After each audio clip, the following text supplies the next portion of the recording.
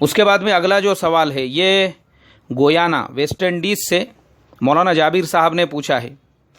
انہوں نے کہا ہے کہ مولانا یہاں پہ ایک KFC کا بہت بڑا آؤٹ لیٹ ہے, وہاں پر جو ہے وہ لوگ, میں نے ان سے دریافت کیا تو پتہ چلا کہ 80% جو چکن ہوتا ہے وہ حلال ہوتا ہے اور 20% چکن وہ لوگ امریکہ سے لیتے ہیں, تو جس کے بارے میں شک ہے وہ حلال ہے یا نہیں ہے. بھائی مولوی جابر صاحب دیکھو, جہاں تک KFC کا تعلق ہے میرے پاس میں اس کے کچھ سرٹیفکیٹس بھی ہے بعض مسلم اور اسلامی ملکوں کے.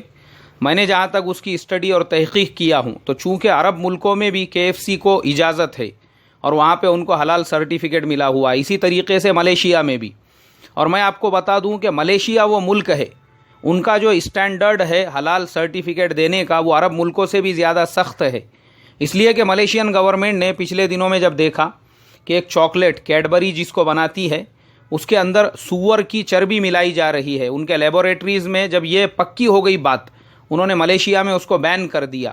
حالانکہ عرب ملکوں میں وہ بک رہا ہے, تو پتہ یہ چلا کہ ملیشیا کا اسٹینڈرڈ اس معاملے میں بہت سخت ہے.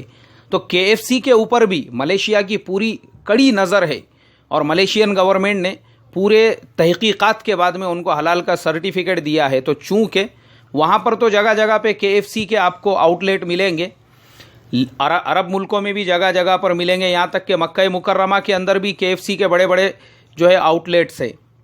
لیکن چونکہ آپ جس ملک میں رہتے ہو وہ کرسچن ملک ہے, وہاں پہ حلال حرام کی کوئی تمیز نہیں ہے لوگوں کے اندر, تو میں آپ کو مشورہ یہ دوں گا کہ وہاں پر تو آپ احتیاط ہی برتے, اس لیے کہ مشکوک کھانے سے بہتر یہ ہے آدمی اس سے پرہیز کرے.